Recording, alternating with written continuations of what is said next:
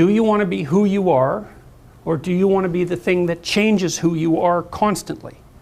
That's the question. And that's the difference. That's the difference. There's a categorical difference in identity. Are you who you are, or are you the thing that could continually be more than you are?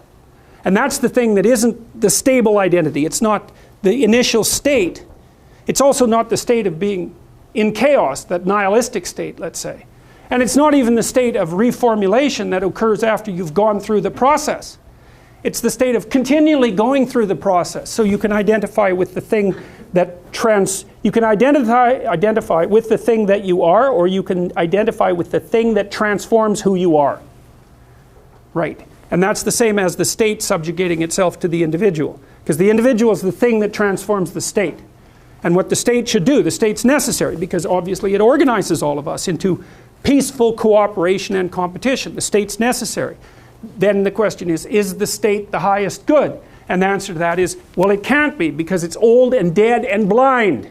And so if the state becomes the highest good, then you're occupied by the spirit of something that's old and dead and blind. Well, that's not only not good for you, because then you're old and dead and blind, but it's also bad for the state, because as soon as the state gets old and dead and blind, God gets unhappy with it and the chaos comes in and washes it away. So it seems like a bad solution. So what's the proper solution?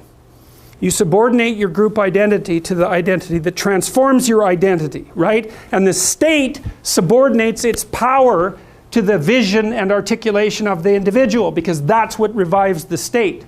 And so that's what these stories are trying to stumble towards, roughly speaking. So Noah found grace in the eyes of the Lord. Why? Well, Noah was a just man and perfect in his generations, and Noah walked with God. Now remember, in the Adam and Eve story, Adam was walking with God to begin with, but then he got all self-conscious and hid behind a bush, and when God came to walk with him, he blamed his wife for his insufficiencies, which I still think that's such an unbelievably comic story. I just can't believe it. It's so absolutely ridiculous. But that's exactly what happened. Well, you have Noah here, and Noah's like another counterpart to some degree to Cain. Noah's a just man, and he walks with God, and so he's oriented properly. And because he's oriented properly, when the flood comes, not only does he manage to get through it as an individual, he manages to get through it with his family, and he roughly saves the world. That's how the story puts it forward. I mean, it's an ark and it's full of animals, and it's got a child story element to it. In fact, I suspect it probably was a story that was primarily told to children. It's like a fable. But it's a fable with punch, like the Pinocchio story is a fable with punch. It's like, well, yeah, there's going to be a flood. There's always a flood. There's always a flood. So who are you if you want to get through the flood? Well, then you're Noah. You're the thing that builds the boat.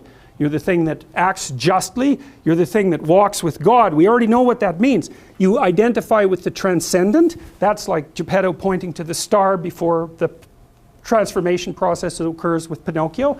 It's you're identifying with the benevolent spirit of the state. So you have a relationship with the transcendent and the benevolent spirit of the state. And you're also identified with the capacity to generate chaos out of order and the reverse. That's what it means to walk with God, roughly speaking. It's across all of those dimensions. So what does that do? It gives you the power to withstand the flood and to bring people and being itself and civilization along with you. And that's the story of Noah. So it's a precursor. It's another, Abel is a precursor to the idea of the redeeming Messiah, right? Noah is a precursor to the idea of the redeeming Messiah. You could think about them as proto-messiahs or proto-meta-heroes, something like that. And they manifest themselves. They're part of the giants that walked in the past. And they're attempts embodied in story to elucidate the triangle that's at the top of the pyramid, right? The eye that's at the top of the pyramid.